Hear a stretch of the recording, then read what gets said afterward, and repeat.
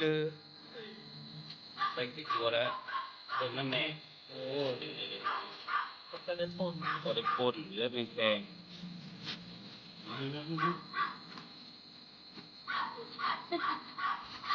ไม่ใช่ตะเกียบเป็นถุงปุ๋ยอยากบอก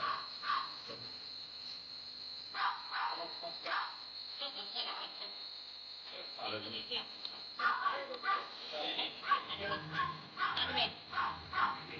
อันนี้ก็นี่อันนี้เป็นแค่เป็นแค่หมูน้อยไปมาเราไม่มีก็ไปนะเป็นเสื้อโพกเขาก็จะเป็นเดี๋ยวก็มีได้เดี๋ยวนะเดี๋ยวนะเดี๋ยวไม่รถเดี๋ยวจะนั่งรถเอา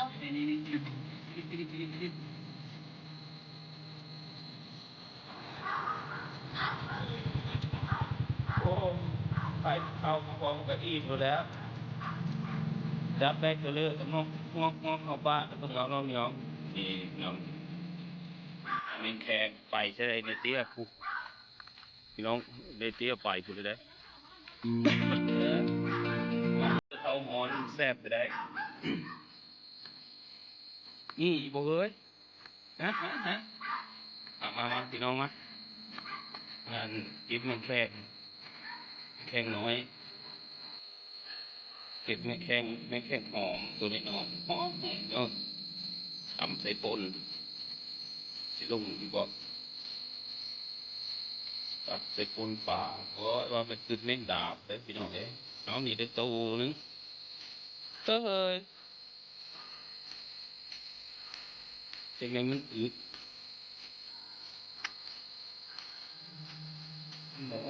นี่ไปลุกมันออกมันคือตัดพี่น้องงานวันกัน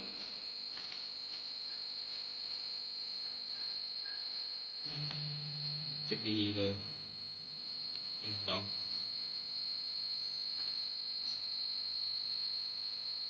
โอ้ยพี่น้องก็ได้จำนี่แหละนะ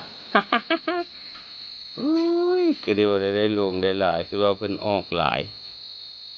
หนังอยู่ก็ขึ้นหอมห้วยว่าสันไปเบิ่งเลยได้ซ้ำนี้แหละได้พูดซ้ำนี้เนาะเนาะพอได้ป่นพี่น้องเลยของหอมของดีว่าไงกันมีได้เสื้อหลายเสื้อน้อยเดียวก็หอมคักปานอย่างพี่น้องเอ้ยเนาะนี่ปันพี่น้องเบิ่งอันนี้คือแมงแคงคิ้วบานตะลุยเนาะบานตะลุยของแมงแคงคิ้วแต่ทางอื่นกับตะลุยก็มีจักคือกันแต่หอมแท้ๆเลยพี่น้องเอ้ยกินโอ้แซ่บป่นคักปานอย่างเลยพี่น้องเอ้ยครับพี่น้องคลิปนี้จ้ะยาวมาผสมมาพาคนเนาะตอนนี้ทุกคนแยกบัตรทำจบคลิปลงสำนี้เด้อพี่น้องเด้อก่อนเจอขอให้เสยิงผู้คน